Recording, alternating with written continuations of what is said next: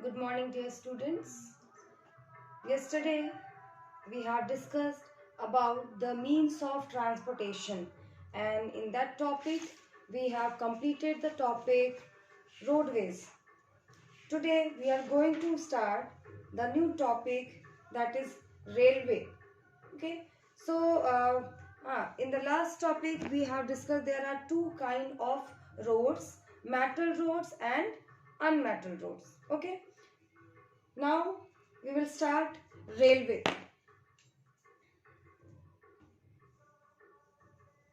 Railway, we can see this is a very important or most important means of transportation for our country. Why? Who will give the answer? Okay, we will discuss it further.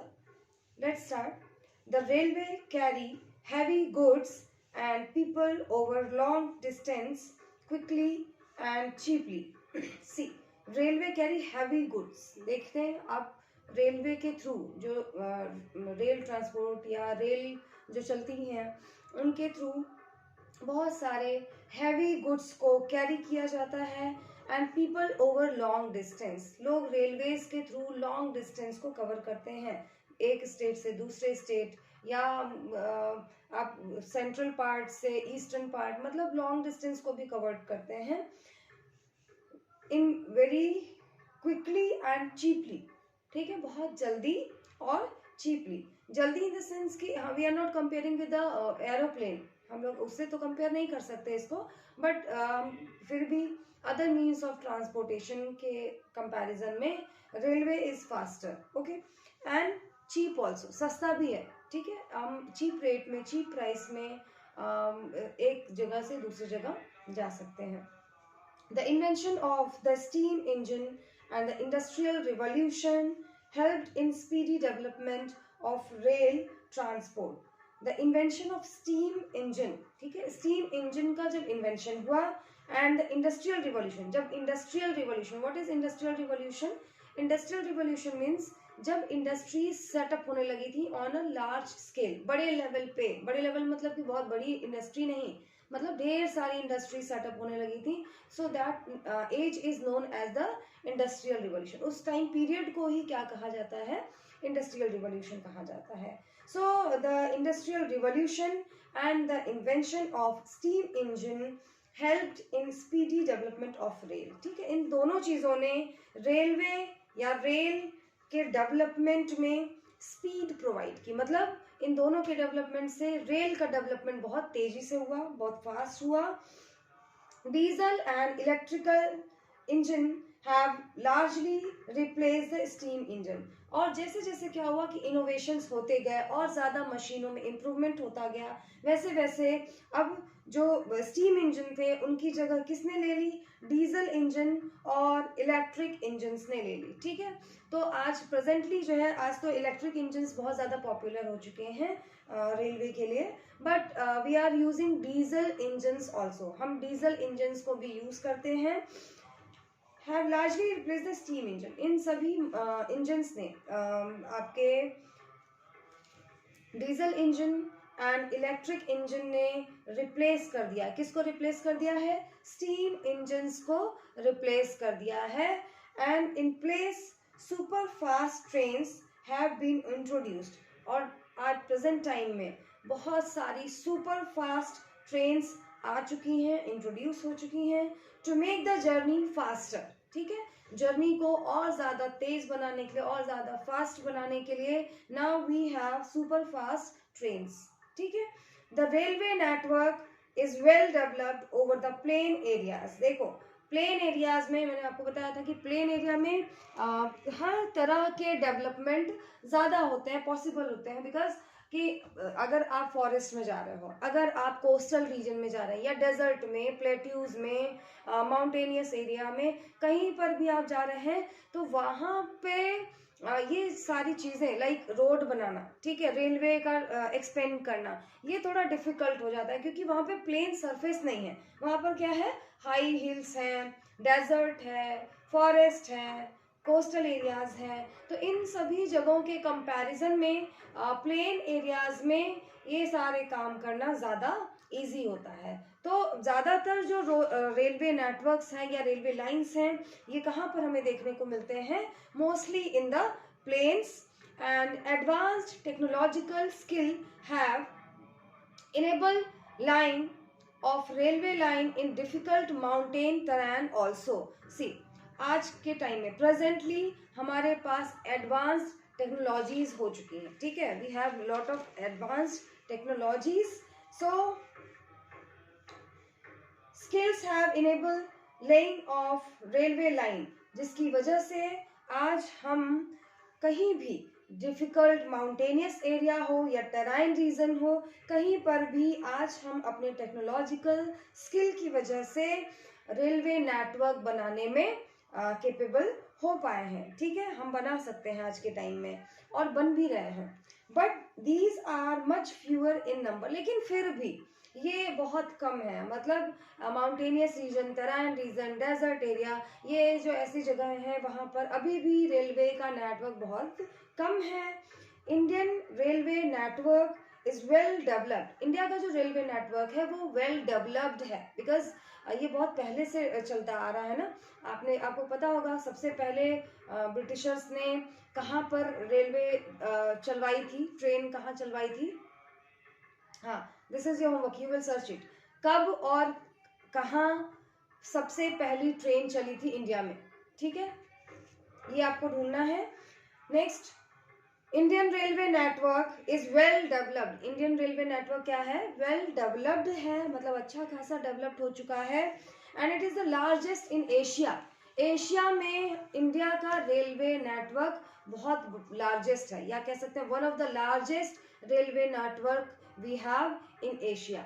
Okay, now see the figure, this one which is given on this page, page number 50. Do you know the train from Xining to Lhasa run at an altitude of 4000 meter above sea level? What is sea level? What is sea level? See, suppose ये surface है, ये coastal area है, जो बीच जिसको बोलते हैं, ठीक है, समुद्र का किनारा जहाँ पर हम खड़े हो सकते हैं, बीच, ये बीच है, ठीक है, और यहाँ से ऐसे समुद्र शुरू हो गया, ठीक है, सी, सपोज यहाँ से सी स्टार्ट हो गया, तो ये जो लेवल है ना वाटर का लेवल, क्योंकि जो लैंड है, ठीक है, लैंड सरफेस क्या है? Land surface can be uneven, uneven होती है, कहीं माउंटेन है, कहीं प्लेट्यूज है, कहीं प्लेन है, कहीं डेजर्ट है, कहीं कुछ है, तो लैंड से हम कभी भी ऊंचाई मेजर नहीं करते, कभी भी ऑल्टीट्यूड मेजर नहीं करते, हम कहाँ से करते हैं? हमेशा सी लेवल से, ठीक है, क्योंकि पानी का लेवल हमेशा इक्वल रहता है, पानी को देखो कहीं भी फैला दीजिए एक इक्वल शेप ले लेता है, ठीक है, तो पानी क्या है? इक्वल शेप लेता है, तो हमें जब भी ऑल्टीट्यूड मेजर करना होता है तो हम सी लेवल से ही, this is the sea level, ठीक है, इसको हम सी लेवल बोलते हैं, तो सी लेवल से ही हम अपने किसी भी लैंडफॉर्म का ऑल्टीट्यूड यानी कि हाइट मेजर करते हैं।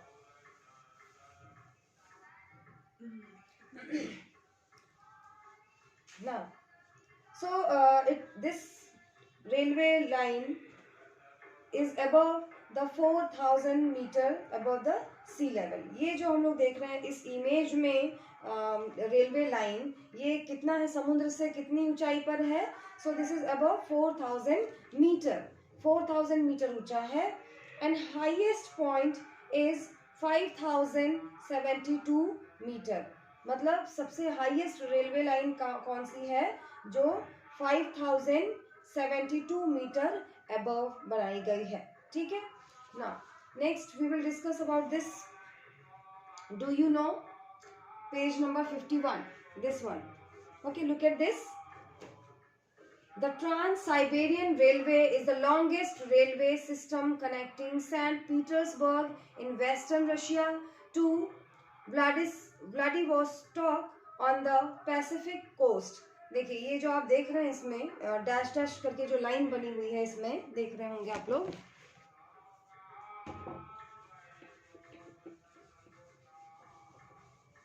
मैप में आप देख रहे होंगे एक डैश डैश करके लाइन दी गई है, वो क्या है, ऐसे करके लाइन दी हुई है, देखिए, ठीक है। तो that is the railway route, ठीक है, वो रेलवे का एक रूट है। So the trans Siberian railway, ये क्या है, ट्रांस साइबेरियन रेलवे है, is the longest railway system, ये सबसे लंबा रेलवे सिस्टम है जो कनेक्ट करता है, किसको कनेक्ट करता है, सेंट पीटर्सबर्ग, जो कि वेस्टर्न एशिया में, रशिया में है, रशिया के वेस्टर्न पार्ट में आप देखिए सेंट पीटर्सबर्ग दिया हुआ है, टू व्लादिवोस्टॉक, ठीक है, व्लादिवोस्टॉक आप इसी मैप के राइट हैंड साइड में देखिए, ठीक है। सो इन दोनों प्लेसेस को कनेक्ट करता है, ये लॉन्गेस्ट रेलवे सिस्टम है, ठीक है, ये क्या है, वर्ल्ड का लॉन्गेस्ट रेलवे सिस्टम है, ठीक है, ट्रांस साइबेरियन रेलवे, इसको याद कर लेंगे। Now next topic is waterways. Now we will talk about waterways, ठीक है। Waterways, can you give me some example of waterways? Yes, ships, boat, ships, boats, etc. ठीक है, so these are the means of waterways through which we can transport goods and we can also move from one place to another place. Waterways is the cheapest mean of transportation, सबसे सस्ता mean of transportation कौन सा होता है, waterways होता है, ठीक है। So we have already learned that since early days, हम लोग पहले भी पढ़ चुके हैं कि हमारे early days में जो ancient time था हमारा, the waterways were used for transportation, waterways transportation के लिए यूज किया जाता था। अभी आप करेंटली पढ़ रहे हैं trade, town trade and craft person of the history, ठीक है, हिस्ट्री का जो चैप्टर आप पढ़ रहे हैं town traders and craft persons, उसमें भी आपने देखा कि किस तरह से वाटर वेज के थ्रू, है ना, मसूलीपट्टनम, सूरत, ये सारे अभी जस्ट आपने पढ़े हैं लास्ट क्लास में, तो ये सारे क्या है, ये पोर्ट है जहाँ से सी रूट के थ्रू ट्रेड होता है। तो वाटरवेज क्या है, वाटरवेज यूज किए जाते हैं ट्रांसपोर्टेशन के लिए इन अ लार्ज स्केल, बहुत बहुत बड़े लेवल पे वाटरवेज को यूज किया जाता है। Waterways are the cheapest for carrying heavy and bulky good over a long distance, ठीक है। सपोज आपको कोई हैवी और बल्की सामान एक कंट्री से दूसरे कंट्री पहुंचाना है या किसी एक प्लेस से दूसरे प्लेस पहुंचाना है जो कि बहुत दूर है, ठीक है, तो उसके लिए सबसे सुटेबल मीन ऑफ ट्रांसपोर्टेशन क्या होगा, वाटरवेज होगा, ठीक है। They are mainly of two type, waterways को दो पार्ट में डिवाइड किया गया है, दो कैटेगरी में डिवाइड किया गया है। First is inland waterways and second is sea routes, ठीक है। इनलैंड वाटरवेज का मीनिंग क्या है, सरफेस के अंदर, जमीन के अंदर, ठीक है। तो आप मुझे बताओ, ओशंस, सी, इनको छोड़ करके ऐसे वाटर बॉडीज जो जमीन से घिरे हुए हों उसको हम इनलैंड वाटर बोलते हैं, ठीक है।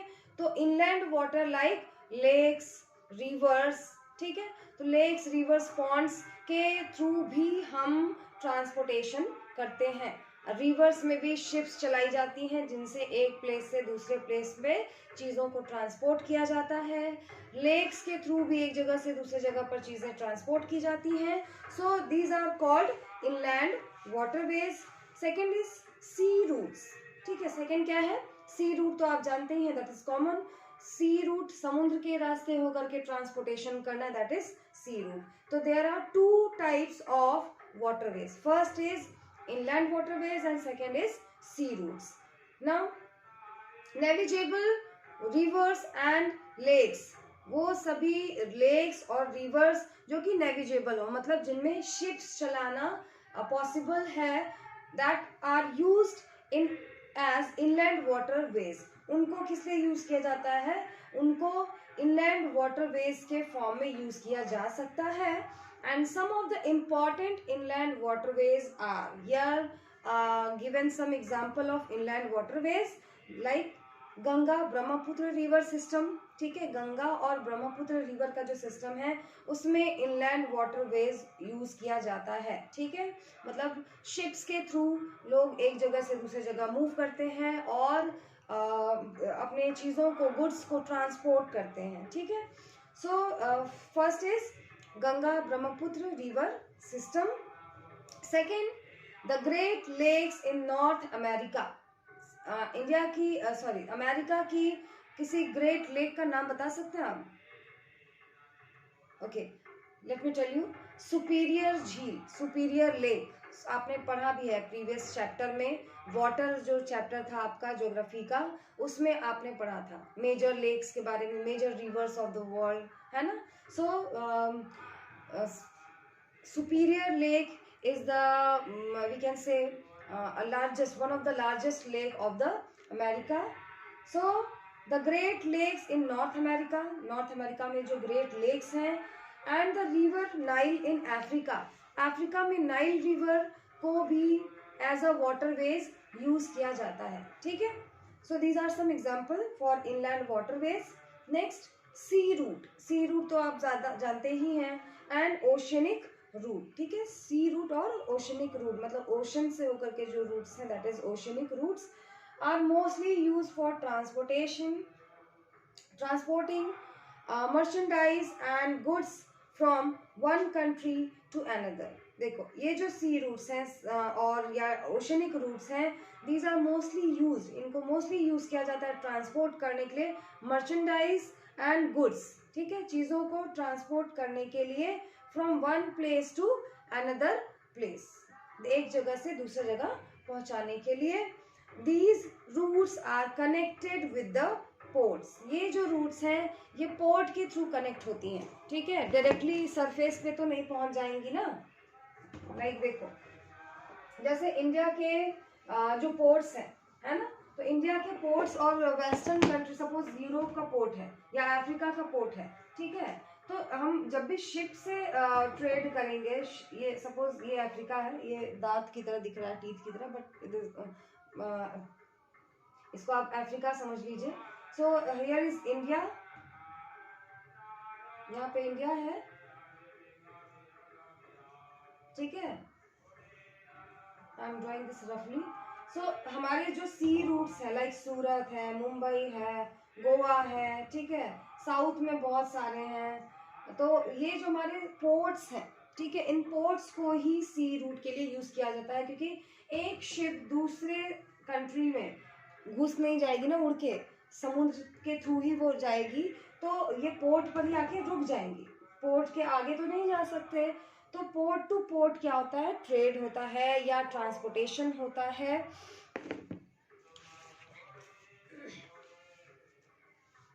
हाँ, so next, these some of the important port of the world are Singapore and Mumbai in Asia। अगर एशिया के इम्पोर्टेंट पोर्ट्स की बात करें तो सिंगापुर एंड मुंबई ये दोनों फेमस हैं, एशिया में ज़्यादा पॉपुलर हैं। New York, Los Angeles in North America, America के कौन से पोर्ट ज़्यादा फेमस हैं, तो New York and Los Angeles. Rio de Janeiro in South America, South America में कौन सा पोर्ट फेमस है, so Rio de Janeiro. Durban and Cape Town in Africa, Africa के कौन से टाउन फेमस हैं या बहुत ज़्यादा पॉपुलर हैं, सो दरबान एंड केप टाउन, ये दोनों ज़्यादा पॉपुलर हैं। सिडनी इन ऑस्ट्रेलिया, ऑस्ट्रेलिया में कौन सा है, Sydney. London and Rotterdam in Europe, Europe के कौन से पोर्ट ज़्यादा फेमस है, so London and Rotterdam. Can you name some more port of the world, this is your homework. अभी जो आपके बुक में पोर्ट्स के नाम दिए हुए हैं, इनको छोड़ करके आपको और भी पोर्ट्स के नाम सर्च आउट करने हैं, मेजरली ऑफ इंडिया, ठीक है, आप वर्ल्ड का करिए चाहे नहीं करिए, but I want from the India, India से कितने पोर्ट हैं, मेजर पोर्ट्स हैं, उसकी लिस्ट आपको बनानी है। And now you can see inland waterways, example of inland waterways, figure 7.8, look at the figure 7.8. So we have completed the topic waterways, and in this topic you have learned about the waterways are the very cheap and very affordable means of transport, and it is used for heavy and bulky materials. If we are going if we want to transport uh, these things for a long distance, so we can use waterways. Okay, and we have read some important ports of the world. हमने world के कुछ important ports के नाम इसमें पढ़ लिए, and we have seen that कि the waterways are divided into two types, or waterways have two types. ठीक है, first is inland waterways and second is sea route. ठीक है, तो दोनों में डिफरेंस आपको क्लियर हो चुका होगा. इनलैंड मीन्स जो हमारे कंट्री के अंदर, जो जमीन के बीचों बीच अगर वाटर बॉडी है, दैट इज इनलैंड वाटर. ठीक है, तो inland waterways like lake and rivers. And sea route सभी को पता है. सी रूट्स क्या है? समुद्र के थ्रू जो रूट्स हैं जिनसे ट्रांसपोर्टेशन होता है, that R sea routes. So I hope ये टॉपिक आपको क्लियर हो गया होगा. बहुत डिफिकल्ट नहीं है. मीन्स ऑफ ट्रांसपोर्ट आप सब जानते भी हैं, आप ऑलरेडी पढ़ भी चुके हैं. Just we are recall this. ठीक है, हम लोग इसको क्या कर रहे हैं? रिकॉल कर रहे हैं. एक तरह से हम लोग रिवाइज ही कर रहे हैं. जो आप ऑलरेडी जानते हैं, पढ़े हुए हैं, उसी टॉपिक को हम रिकॉल कर रहे हैं. ठीक है, ओके बेटा. सो I'm going to stop this topic here, and we will continue this topic in the next class, and our topic will be airways. हमारा टॉपिक क्या होगा next? Airways. Okay students, so do your homework and thank you.